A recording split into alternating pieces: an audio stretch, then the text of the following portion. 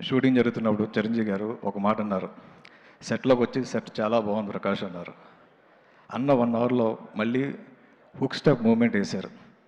ఏసిన తర్వాత నేను వెళ్తుంటే ప్రకాష్ ఒకసారి వెళ్ళరా అన్నారు. ఏం సార్ అన్నా. నీ సెట్ ఇప్పుడు కనిపించదు. ఏం సార్ అంటే నా స్టెప్ ముందన్నారు. అది 100% ఆయన ప్రూవ్ చేశారు.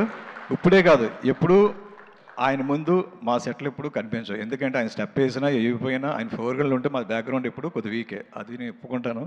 ఆ రోజు అన్నందుకు నాకు చాలా హ్యాపీగా ఉంది. ఎందుకంటే చిరంజీవి గారి సినిమాకి పాంప్లెట్లు పంచుతూ, పేపర్స్ ఇసురుతూ చాలామంది వచ్చారు అలాగా. అందులో నేను కూడా అలాగే వచ్చిన వాడిని. సో ఆయనతో డైరెక్ట్‌గా ఇంటరాక్ట్ అయ్యి, ఆయనతో నీ సెట్ బాగుంది అని ఇలాంటి చాలా మంచి మూమెంట్స్ నాకు చాలా వచ్చాయి. సో చాలా హ్యాపీగా ఉంది. అందుకు కారకులైన మా అనిల్ గారు ఏంటంటే ఎప్పుడు మేము స్టేజ్‌పై మాట్లాడేవాళ్ళం కాదు. నేను కానీ, సమీర్ గారు కానీ మమ్మల్ని సంక్రాంతికి వస్తున్న టైంలో మాట్లాడాలి. మీరు వర్క్ చేయడమే కాదు మాట్లాడాలని చెప్పి మమ్మల్ని వెన్నంటే ఆయన మాట్లాడుతుంటే చూస్తే ఈయనలాగా మనం మాట్లాడలేం కదా! మనం ఎందుకు మాట్లాడాలని అనుకుంటుంటాం ఇప్పుడు. కానీ మీరు మాట్లాడాలని మనం ఎంకరేజ్ చేస్తుంటారు.